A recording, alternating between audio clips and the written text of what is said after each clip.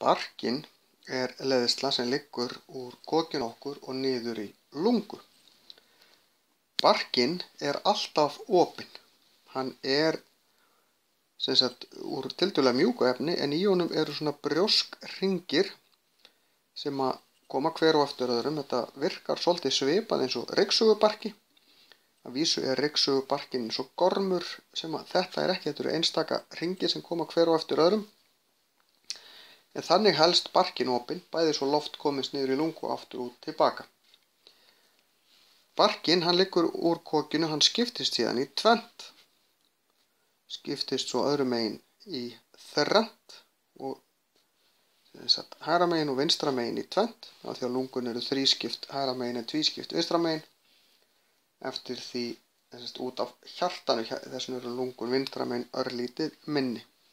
En barkinn skiptist í berkjur og svo í berklur.